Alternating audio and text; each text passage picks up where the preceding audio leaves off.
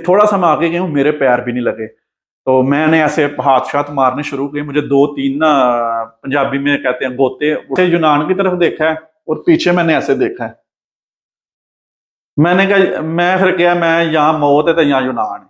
अस्सलाम वालेकुम जी दोस्तों, आज अपनी डंकी की स्टोरी का 7वां हिस्सा आपके साथ शेयर करूंगा। और आज जी मैं अल्हम्दुलिल्लाह अल्लाह के शुक्र से इस डंकी में जो है, इस स्टोरी में मैं यूनान पहुंच जाऊंगा।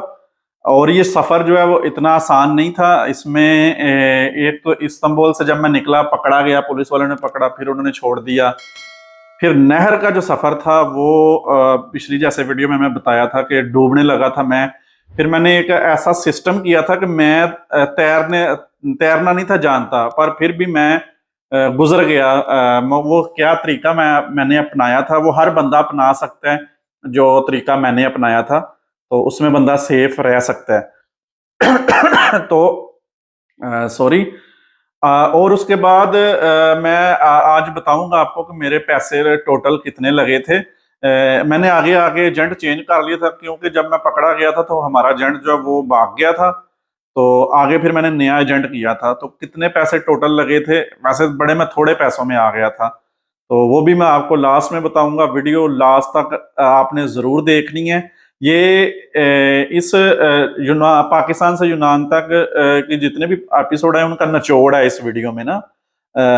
मतलब बड़ा मुश्किल और भी बड़ा कुछ है। तो चलते हैं जी वीडियो की तरफ। अच्छा दोस्तों, जिस सेफ में मैं आया था, जैसे थोड़ा सा मैं और बताना चाहता हूँ, उसमें उसमें बड़े बंदे थे, तकरीबन 35-40 बंदे है थे, एक टाइम में रहते थे।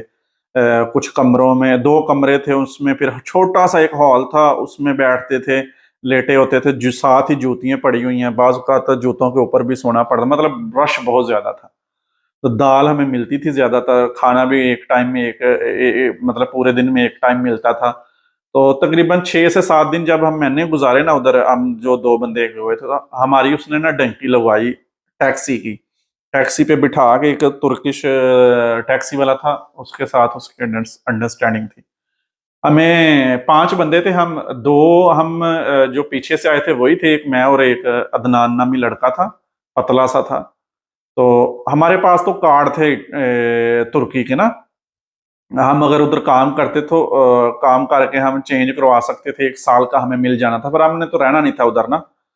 तो जैसे ही हम जनाब निकले हैं, शहर पार किया है, और तकरीबन 2-2.5 घंटे टैक्सी चली है, तो आगे पुलिस वाले की गाड़ी ना हमारी गाड़ी ऐसे क्रॉस कर रही है। वो पुलिस वालों ने जब देखा ना कि ये तो सारे पाकिस्तानी लग रहे हैं और रूट भी इनका बॉर्डर की तरफ है, उन्होंने आगे जाके रोक लिया जी टैक्सी वालों को ना, साइड पे करके। तो हमें उन्होंने देखा और डॉक्यूमेंट पूछे। हमने दोनों ने तो उनको वो पेपर दे दिया जो हमारे पास था, कार्ड सा। पर फिर भी वो हमें पूरी टैक्सी और हमें ना वो ले गए उधर थाने में। थाना बड़ा जबरदस्त था जनाब, जैसे पहले मैंने आपको बताया, यूरोपियन है पूरा तुर्की भी ना, बड़ा खूबसूरत है। उधर मजे की एक बात मैंने जो देखी, रात का टाइम था, तकरीबन 10-11 का कर लें। एक हस्बैंड वाइफ उनकी लड़ाई हुई थी, वो थाने में आए हुए थे। वो लड़की ऊंची ऊंची बातें कर रही है अपने हस्बैंड को, और हस्बैंड की शर्ट उसने फाड़ी हुई है, और वो मस्कीन ऐसे खड़ा है। और मतलब वो कर तो तुर्किश में बातें कर रहे थे, पर मतलब मैंने देखा, मैंने कहा यार ये देखो क्या सिस्टम है इधर ना। औरत लेके आई हुई है इसको, हस्बैंड अपने को, पुलिस वालों ने उनको पकड़ा हुआ है हमारे सामने। उन्होंने उसने जब हम आए हुए थे तो उसके बाद वो आए हैं। तो ये सीन एक मैंने देखा। फिर हम जो 2 थे, हमें तो उन्होंने डॉक्यूमेंट हमारे देखे, हमें उसने छोड़ दिया। बाकी तीनों को नहीं छोड़ा, और ड्राइवर को पता नहीं क्या सिस्टम उसके साथ किया। उसको तो मुझे लगता है लंबी सजा भी दी हुई होगी इस एजेंटी के चक्कर में ना। तो हमने फिर अपने एजेंट को, जिससे निकले थे, उसको फोन किया, कैसे ऐसे हुआ है क्या। वो कहता जी मुझे तो पता चल गया था, जब फोन नहीं उठाया ना उसने तो मैं समझ गया था। तो उसने फिर उधर से ऐसे ही बोलता है कि बात कराओ किसी टैक्सी वाले से। उसने बात की, फिर उसने बताया कि जिसको इस्तांबुल वापस लेके आना है ना, ये मेरे 2 बंदे, मैं आपको पैसे दे दूंगा। फिर टैक्सी पे एक बैठ बैठ के हम आए इस्तांबुल में, वापस उसी जगह। और 1 हफ्ता हमने फिर गुजारा उधर। और उस दफा फिर जो है ना, हमने डंकी लगाई टैक्सी की। और अच्छा, इससे पहले दोस्तों पैसे जो थे ना वो हमने गारंटी पे रखवा दिए थे एक तीसरे बंदे के पास। इस्तांबुल एक ऐसा पॉइंट है, जब बंदा यूनान जाना होता है ना जिसने, फिर इस्तांबुल जब बंदा पहुंच जाता है तो वो गारंटी के तौर पे पैसे रखवा लेते हैं किसी तीसरे बंदे के पास, कि बंदा जब पहुंचेगा वो बताएगा जी मैं पहुंच गया हूं तो पैसे मैं ले लूंगा। या एतबार हो तो डायरेक्ट भी कोई दे सकता है, या एतबार हो तो वो बाद में भी ले सकता है, पर मोस्टली गारंटी रखवाते हैं बंदे ना। तो तकरीबन 14-15 दिन मुझे हो गए थे इस्तांबुल में। तो शाम को ना हमारी फिर 2-3 दिन पहले ही बातें शुरू हो जाती हैं इस जगह, जब इतने बंदे हो यार तूने कब जाना, तूने कब जाना है। तो वो एजेंट था, वो कहता था ये 2 बंदे तो पक्के हैं ना, इनको तो कोई रोक नहीं सकता ना। तो ये जब भी गेम निकलेगी ये जाएंगे। हम खुश थे, चलो अल्लाह का शुक्र है यार यूनान जाएंगे ना। और भी बड़ी उधर लड़कों से बातें होती थी, मतलब क्या करना चाहिए, क्या सिस्टम होता है यूनान में। और कुछ ऐसे बंदे थे जिसने 8-8 10-10 डंकियां लगाई हुई थी, बड़ा उधर मतलब इस तरह के लोग होते हैं। तो जनाब शाम को ना हमारी रात तकरीबन समझ लें कि मगरिब के बाद टैक्सी पे हम बैठे हैं 5 बंदे। और हमारा जो एजेंट था वो बताता है कि आप 5 बंदे जाएंगे, बड़े इजी जाएंगे आप, टैक्सी पे बैठ के बड़ा प्रोटोकॉल मिलेगा आपको ना। हमने कहा चलो ठीक है जी। जनाब टैक्सी जो है वो तकरीबन हम सारी रात ही तकरीबन चले हैं, कोई समझ लें फजर से थोड़ी देर पहले ही एक पॉइंट पे आए हैं हम। और जनाबे वाला उधर एक जगह पे ना हमें उसने छुपा दिया टैक्सी वाले ने। और हमारा एक लड़का था हमारे साथ, उसका फोन पे राब्ता था एजेंट के साथ ना, फोन दिया हुआ था उसने। वो टैक्सी वाला वापस चला गया। तो हमें तो यही पता था कि सुबह एक बंदा आएगा हमें लेके जाएगा बॉर्डर की तरफ, हम बॉर्डर पार कर जाएंगे। जनाब हम इंतजार करते रहे हैं, कोई बंदा नहीं आया। एजेंट हमें ऐसे ही बस बोलता है आ जाएगा आ जाएगा। फिर पिछले टाइम बोलता है नहीं 5 बंदे और पीछे से आ रहे हैं, 10 बंदों ने बॉर्डर क्रॉस करना है। हमने जनाब फिर उधर रात पूरी एक रात जब हम आए थे वो गुजारी, फिर उससे अगली पूरी रात गुजारी। सारे की टाइम वो बंदे आए 5, हम खुश हो गए, चलो ठीक है जी। अच्छा, हमने कुछ भी नहीं खाया हुआ, 24-25 घंटे से ऊपर टाइम हो गया था, कोई बंदा, हम अकेले ऐसे ही बैठे हुए थे। एक समझ लेके कुछ सूखा नाला था और उसके दरख्त छोटे छोटे लगे हुए थे, उसके बीच में ऐसे बैठे हुए थे। और दूर एक बहुत बड़ा कचरे का कचरा मतलब जिधर पूरे शहर का आके कचरा नहीं फेंकते, वो कचरा डंप करने वाला एक बहुत बड़ी साइट थी। सुबह सुबह उधर ट्रक आते थे, आवाजें आती थी, हमें थोड़ा दूर था, कहीं कहीं थोड़ी आग भी लगाई हुई थी उन्होंने, स्मेल आती थी। तो हमने तकरीबन 2 दिन होने वाले थे, 24-25 घंटे से भी ऊपर, 2.5 दिन कर लें हमने, मतलब 1.5 दिन कर लें, कुछ नहीं खाया। फिर जब दूसरे 5 बंदे आए थे उसके अगले सुबह के टाइम वो आए हैं, उससे फिर पिछले टाइम एक बंदा आया है, 2 बंदे आए हैं, उन्होंने हमें खाना शाना दिया है। और उसमें से एक बंदा हमारे पास बैठ गया, दूसरा चला गया। तो जनाब वो फिर बंदा जो पास बैठा था वो बड़ा होशियार था, उसके पास ना असला भी था। वो बोलता है, पहले नहीं था पता हमें, वो बोलता है यार मैंने कभी डॉलर नहीं देखे, डॉलर किस तरह के होते हैं ना, तो डॉलर तो दिखाओ, मैंने बस देखने हैं ना। तो एक लड़के ने जी डॉलर उसको दिखाए, उसने ना, बाकी तो कहते हैं हमारे पास है ही नहीं है, देख लो हमारे पास कुछ नहीं है। तो उसने डॉलर उसको दिए, तो उसने उसको जितने भी है थे वो उस पिस्तौल आगे करके वो कहता है ये मेरे हैं। हालांकि वो बंदा एजेंट का बंदा था, डंकर था। जबरदस्ती वो पैसे ले गया हमसे ना, हम ले गए तो वो चला गया। तो हम कहते हैं अब दिखाएं ठीक रहे हो, कहता है यार वो ऐसे कह रहा था जैसे उसने देखे ही नहीं कभी ना। तो वो उसके सारे पैसे लेके चला गया। फिर जो है ना डंकर जो खाना है, वो भी हमारा डंकर ही था, पर पता क्या चलता है उस टाइम, उनके रहमो करम पे बंदा होता है। फिर वो खाना शाना लेके आए हैं और एक रात फिर हमने उधर गुजारी है। रात मतलब इस तरह गुजारी थी कि हमारा 12 बजे सफर रात को शुरू हुआ था। अच्छा दोस्तों, उधर माहौल इस तरह का था कि मच्छर जो था ना, इतना खतरनाक मच्छर था वो। मुझे याद है मैंने पजामा पहना हुआ था, ट्राउजर नीचे, ऊपर जीन्स की पैंट थी, वो उसके अंदर से घुस जाता था टंग उसका, मुझे अभी तक याद आता है। जो डंकी लगा के आए हो ना, मेरी अक्सर बंदों से बात होती है, वो सब इस बात पे मुतफिक है कि जो तुर्की के ये मच्छर है ना बहुत जालिम है, उनके डंग बहुत लंबे हैं। अक्सर मेरी बात होती है, वो कहते हैं हाँ यार ऐसे ही है। अच्छा तकरीबन दोस्तों 10 बंदे थे हम। रात के 12 का टाइम हुआ है ना, तो दो डंकर, वही जिसने, एक ने पैसे चुराए थे और एक साथ वाला, लेके निकले हैं हमें। पैदल हम चलते रहे हैं। साथ एक हमने एक फौजियों की बहुत बड़ी एक छावनी भी हमने दूर से पार की है, क्योंकि उधर लाइटें शाइटें जली हुई थी, बड़ा एक सिस्टम था। फिर कब्रिस्तान आया, एक कब्रिस्तान यूरोपियन स्टाइल कब्रिस्तान देखा, मैंने कहा यार बड़ा साफ सुथरा कब्रिस्तान है। इस तरह के और गाँव शाँव आए, तो हम को तकरीबन 3-4 घंटे चले हैं। फिर एक पॉइंट आया है, मिर्ची एक शहर है या गांव है, मेरे ख्याल में एक कस्बा टाइप है जगह ना, बॉर्डर के ऊपर, ये बड़ा मशहूर है। मैंने बाद में मैं आपको, हो सकता है दोस्तों, गूगल मैप से ये पॉइंट आपको दिखाऊं भी, जिधर से हमने नहर पार की थी। मैं पहले पहले जब मैं नया नया पार की थी, मैं आया था यूनान में, तो मैंने गूगल से ये सारी चीजें देखी थी कि यार मैं किधर से आया हूँ। तो अभी भी अगर मुझे मिल गई ना, तो इंशाल्लाह उम्मीद है मिल जाएगी, मैं साथ आपके चला दूंगा। दोस्तों मैं आपको वो पॉइंट दिखाता हूँ जिधर से नहर मैंने पार की थी, हमारा जो ग्रुप था उसने नहर पार की थी। ये मिर्ची पिंड है जी, MERIC जो लिखा हुआ है, ये मिर्ची बोलते हैं इसको सारे ना। तो ये जो डंकी लगाते हैं वो काफ़ी फेमस है, ये विलेज या गाँव जो भी है। तो आगे जनाब हम चलते गए हैं, तो ये पॉइंट आपको मैं दिखाता हूँ जी, जिधर हमने आगे टाइम थोड़ा जुम्मे का दिन था और टाइम हमने गुजारा था।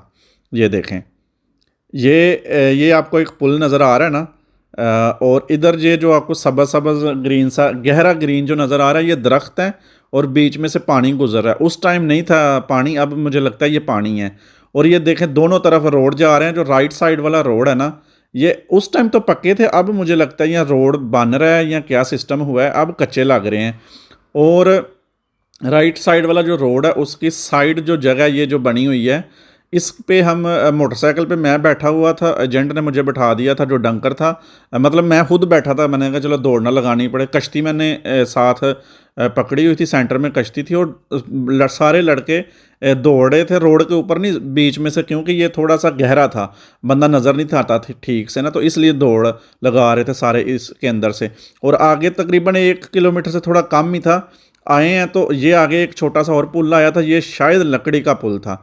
और आगे ये राइट साइड पे फौजियों का कोई आगे जाके कोई सिस्टम है, एक इधर बोर्ड लगा हुआ था। और इधर आके जो मोटरसाइकिल वाले थे उन्होंने, मैंने कश्ती उतारी और उन्होंने थोड़ा सा हमें समझाया जी आगे बॉर्डर है, इस तरह आपने हवा भरनी है, और वो चले गए, भाग गए, वो डरे हुए थे बड़े। फिर हमने कश्ती उठाई और ये जो दरख्त आपको नज़र आ रहे हैं ये वाले, इधर कश्ती रख के हवा भरी और फिर कश्ती उठा के तो हम इधर ले के आए। तकरीबन ये पॉइंट था, इधर से हमने जो है बॉर्डर पार किया। ये आपको जो लाइन नज़र आ रही है, ये एक तरफ नहर के सेंटर में है, ये एक तरफ तुर्की है और दूसरी तरफ जो है वो यूनान है। तो अगली स्टोरी जी कंटिन्यू करते हैं। तकरीबन 12 का टाइम था, सुबह का 12 का टाइम। लड़के आए हैं, 2 और थे, वो यंग बिल्कुल हमसे भी छोटे, मोटरसाइकिल के ऊपर।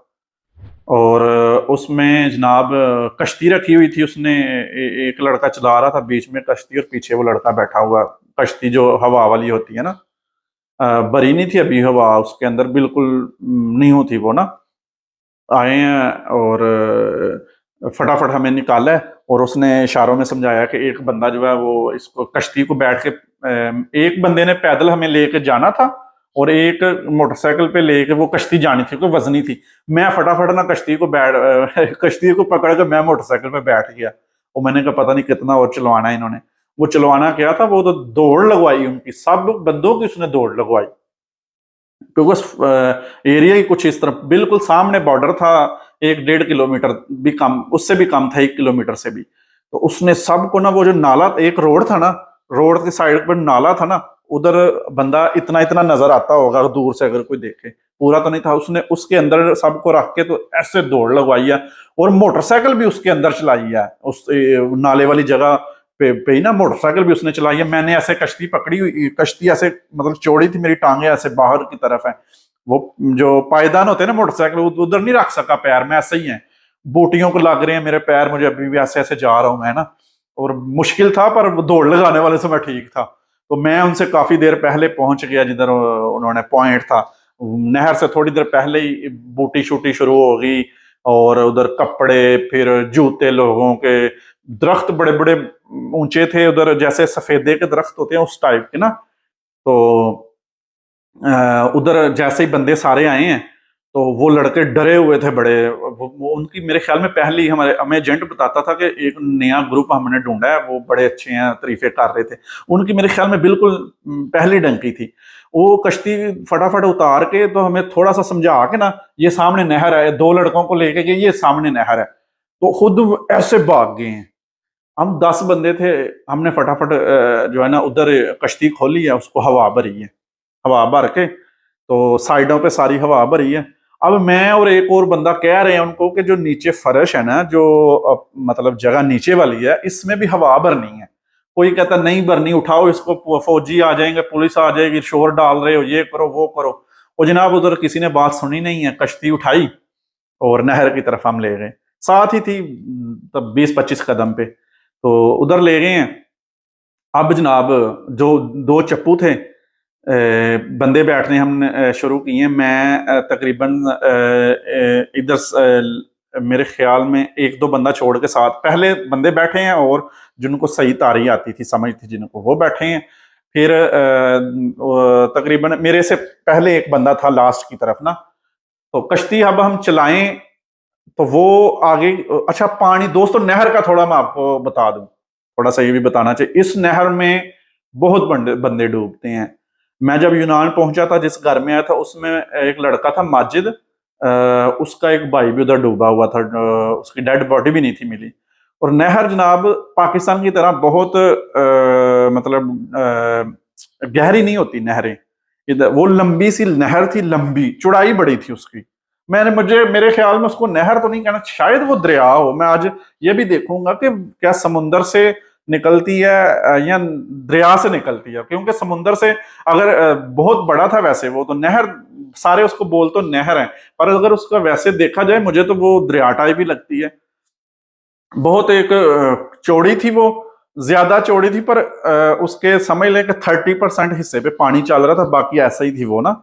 और 30% ये नहीं कि थोड़ा सा पानी, बहुत मतलब चौड़ी बहुत ज्यादा थी ना, तो पानी बहुत तेज और बहुत ही ठंडा पानी, बहुत ठंडा पानी। तेज बड़ी थी, उसका बहाव बहुत तेज था, जिस वजह से लोग ज्यादा डूबते हैं, वजह भी यही है। अच्छा, अब जब हम सारे बंदे बैठे हैं ना, तो आगे दो बंदे चप्पू चला रहे हैं, कोई एक्सपर्ट नहीं है बंदा कश्ती चलाने का, ऐसे ही हैं सारे। वो जैसे ही हम उसको चप्पू मारे, वो आगे जाने की बजाय ना किनारे के साथ साथ ऐसे ऐसे जाए। फिर बंदा उतरे एक, उसको पीछे लेके जाए और धक्का भी मार के फिर ऊपर बैठे। मेरे में तो इतनी हिम्मत नहीं थी मैं उतरूं, क्योंकि मुझे पानी से बड़ा डर लगता है।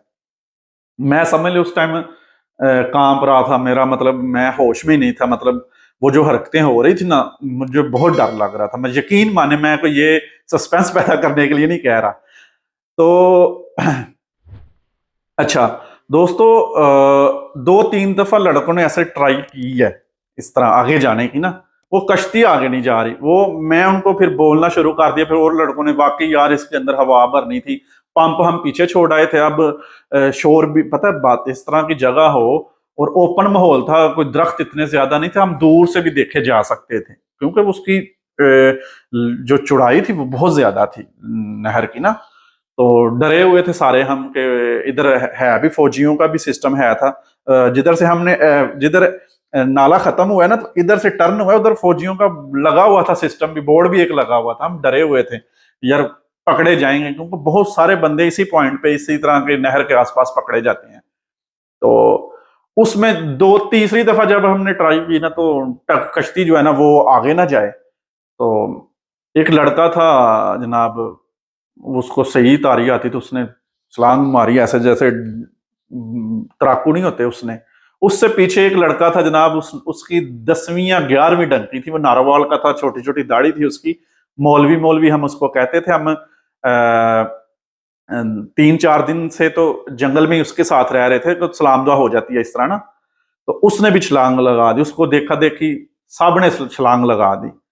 मेरे से पहले एक जिस बंदे ने छलांग लगाई थी वो डूब गया आगे जाके ना, वो बच गया, पर हुआ क्या उसके साथ मैं बताऊंगा। तो उसने छलांग लगाई, फिर मैं, यकीन माने, मैं ऐसे यूनान की तरफ देखा है और पीछे मैंने ऐसे देखा है। मैंने कहा, मैं फिर क्या, मैं यहाँ मौत है तो यहाँ यूनान है।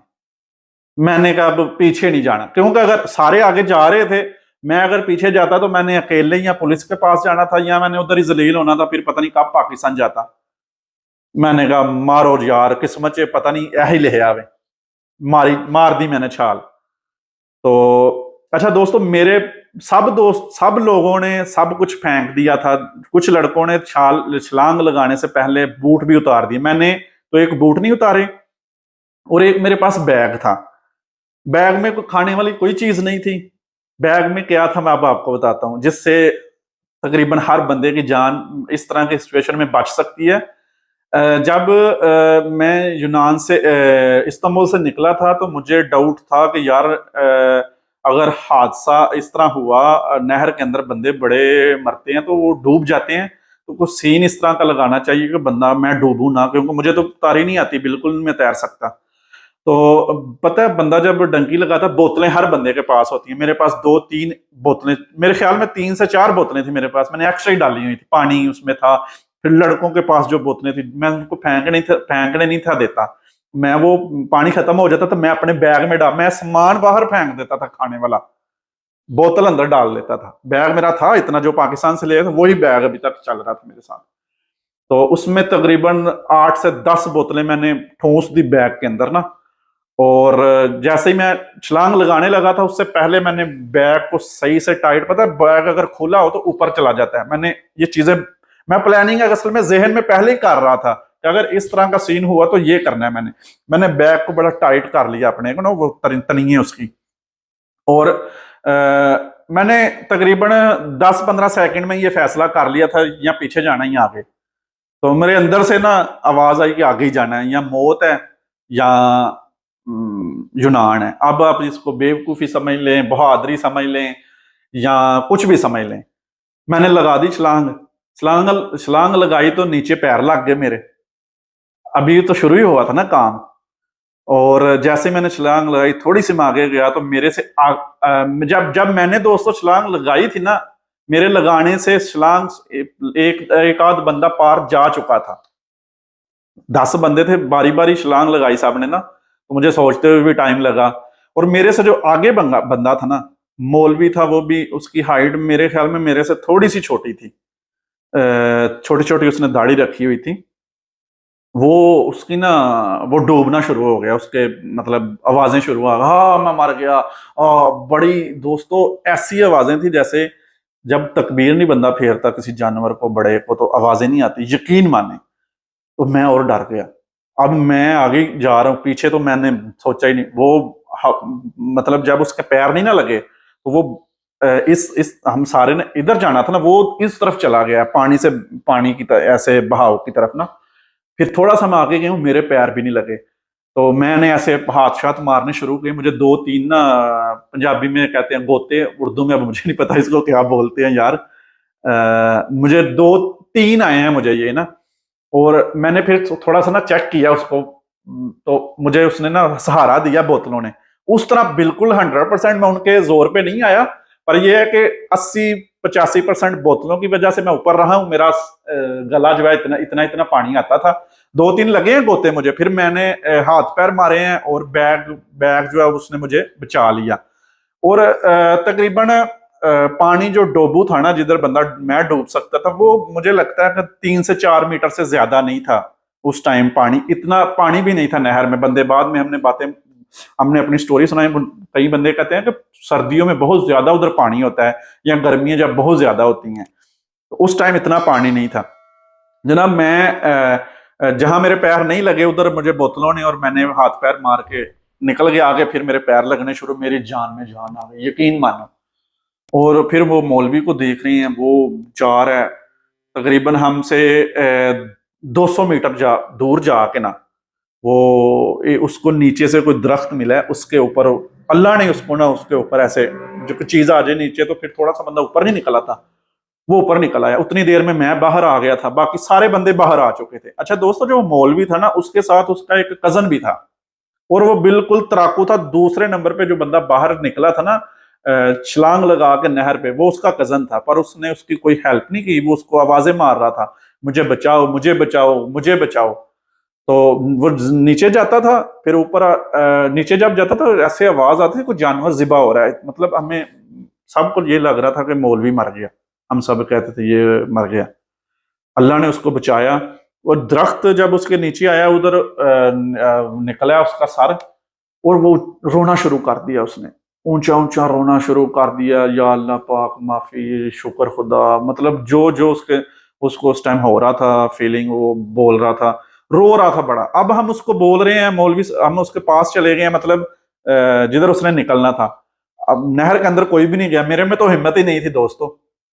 तो सब उसको बोल रहे हैं मौलवी साहब बाहर आइयो, मौलवी साहब बाहर ही नहीं आ रहे। वो इतना डरा हुआ था, इतना डरा हुआ था कि तरले कर रहे हैं हम। 15-20 मिनट वो उसी जगह पे रहा, फिर वो दरख्त के ऊपर ऊपर ऊपर ऐसे ऐसे करके, मतलब है तो बहुत नीचे दरख्त था पर उसके ऊपर ऊपर करके तो वो फिर आया बाहर।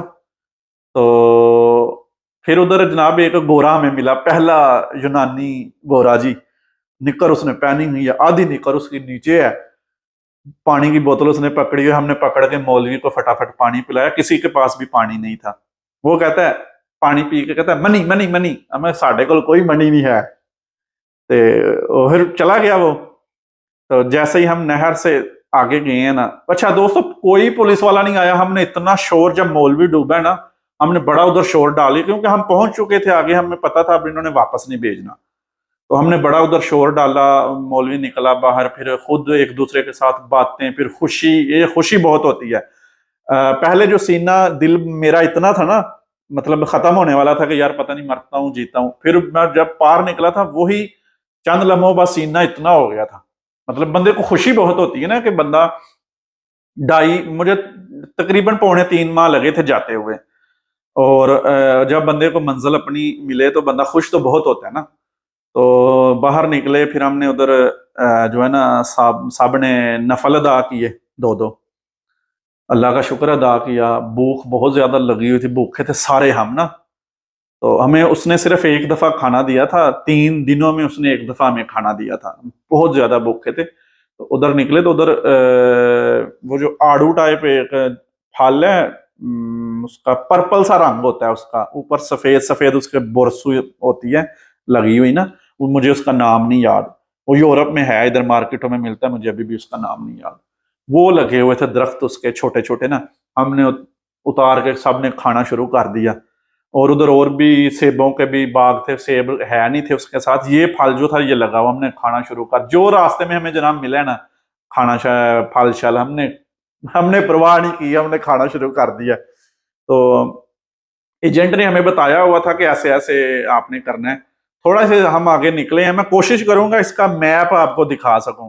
नहर से, नहर के बाद आए हैं, थोड़े से खेत आए हैं, खेत के बाद ही मोटरवे एक आई है, रोड आया मोटरवे टाइप ना, उसके नीचे से हम गुजरे हैं, पुली थी उसके नीचे से हम गुजरे हैं। फिर आगे जनाब एक गांव आया है, और जो गांव है ना, गांव में जनाब हमें एजेंट ने बताया हुआ था कि आपने जनाब कुछ नहीं करना, किसी पेट्रोल पंप पे जाके ना आपने बैठ जाना है, वो खुद ही पुलिस को फोन करेगा। उधर रिपोर्ट नहीं करते दोस्तों, फिर उधर पुलिस वाले ले जाते हैं और वो फिर आगे भेज देते हैं।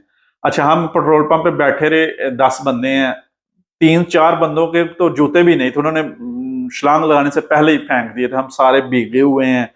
मतलब बुरा हाल। वो जो एक मौलवी था नारोवाल का, वो उसकी शेव, उसने दाढ़ी रखी नहीं थी होती, उसकी शेव ही बढ़ गई थी इतनी, वो बड़ा अजीब सा लगता था। तो जो पेट्रोल पंप का मालिक था वो पुलिस को फोन नहीं कर रहा, मेरे ख्याल में उसका पेट्रोल पंप के ऊपर ही उसका घर था, उसका एक बच्चा आया नीचे, वो हमें देख के रोना शुरू कर दिया उसने। तो वो बड़ा बुरा भला उसने बोला हमें, आगे में तो कोई समझ नहीं थी आ रही। फिर थोड़ी देर बाद ना पुलिस आई, 2 गाड़ियां पुलिस की आई, और वो हमें फिर लेके ना गाड़ियों में डाल के, तो हमें यूनान की पुलिस थी, काली रंग की वर्दी थी, हमें ले गए एक थाने में। उधर पहले से और बड़े बंदे थे उधर, फिर हमने रात बाहर, हमें गद्दे उन्होंने दिए बाहर ऊपर डाल के, रात हमने उधर गुजारी, उन्होंने खाना शाना हमें दिया। फिर उधर एक पेपर हमें सुबह मिला, वो पेपर ले गए, तो हम एक अलेक्सेंद्रा पुली एक शहर है इनका, उधर पहुंचे। एजेंट से हमारी बात हुई घर, फिर मैंने बात की, वो जिधर पुलिस ने हमें पकड़ा था उधर ही ना। सबसे पहले हम जब पेट्रोल पंप पे आए थे, पेट्रोल पंप पे आने से पहले हमने एजेंट को फोन कर दिया था कि हम पहुंच गए हैं ना। तो फिर मैंने अपने घर भी बात कर दी, मैंने पहुंच गया हूँ। फिर अलेक्सेंद्रा पुली हम आए जना, अच्छा नहीं, उस थाने से एजेंट ने फिर हमें टैक्सियों पे अलेक्सेंद्रा पुली भेजा, और उधर एजेंट का एक बंदा था, उसने फिर हमें टिकटें शिकटें और पेमेंट उधर से ओके होनी थी कि जी ठीक है। तो मैंने फिर घर फोन किया, जी मैं पहुंच चुका हूं, और मैं मुझे पहुंचते अगवा तो नहीं कर लिया, बाजुका तो होता है एजेंट अगवा करके तो कहते हैं जी घर फोन करो और बोलो मैं पहुंच गया हूँ। मैंने कहा नहीं मैं पहुंच गया हूँ, इस तरह की सिचुएशन है। तो दोस्तों उधर स्टेशन के ऊपर ट्रेनों के नीचे मैंने 2 रातें गुजारी सब बंदों ने, क्योंकि टिकटों का अरेंजमेंट करते हुए एजेंट को थोड़ा टाइम लगा। एजेंट ने हमें एथन तक भेजना था, एजेंट ने ना, उसकी जिम्मेदारी थी। तो 2 दिन हमने उधर गुजारे, और उधर उसका बंदा आता था, हमें खाना शाना देता था, वो एक रेस्टोरेंट था उधर हमें ले जाता था, सस्ता सा एक खाना शाना मिल जाता था हमें। उसी ने फिर हमें जो है ना टिकटें शिकटें ले गए, तो ट्रेनों पे बिठाया। मैंने इथन आना था, मैं इथन आया, मेरे साथ वाला बंदा आया वो भी इथन था, वो कहीं और चला गया। तो उधर जनाब फिर मैं प्रॉपर जनाब अपनी पहली मंजिल पे पहुंच चुका था।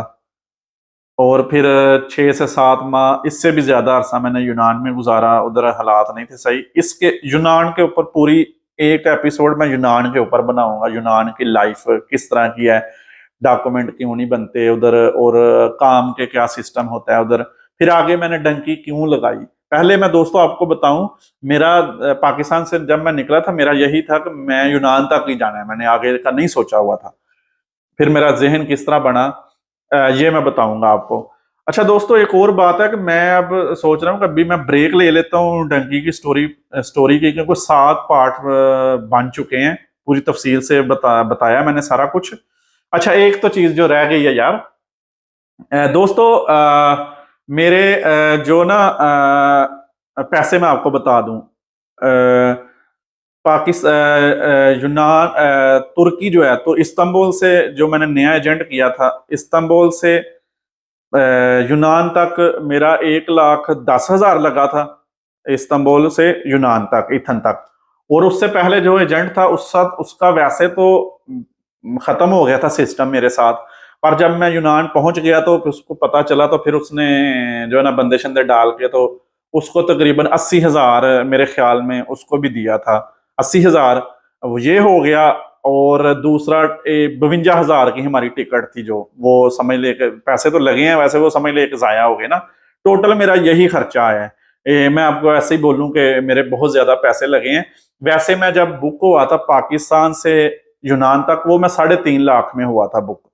ये कोई फिक्स रेट नहीं होता, हमारे साथ हमें बंदे जो मिले हैं वो हमसे भी कहीं कम पैसों में बुक हुए थे, और कहीं ऐसे भी मिले हैं जो हमसे डबल पैसों में बुक हुए हैं, 6-6, 7-7 लाख में भी उस टाइम पे भी ये बुक हुए थे। ये एजेंटों का ना एक सिस्टम होता है, जिधर टोका मारते हैं जिधर लग गया। मेरी 3.5 में टोटल बात हुई थी, पर वो एजेंट फिर हमें छोड़ के चला गया जब हम पकड़े गए हैं। तो इस्तांबुल से मेरा 1,10,000 ईथन तक लगा, और उसके बाद 80,000 दोबारा उसको वापस दिए, और 50 वो भी कर लें, ये अभी मैं हिसाब कर ही लेते हैं जी। 1,90,90 और मतलब 2,40,000 समझ लें। और मैं साथ 25,000 टोटल मेरा वो था, 2,40,000 और 65 हो गया, 2,65,000 में मैं पहुंच गया था। अगर वैसे पूरे एजेंट को पैसे देते तो तकरीबन 3 लाख लग ही जाना था।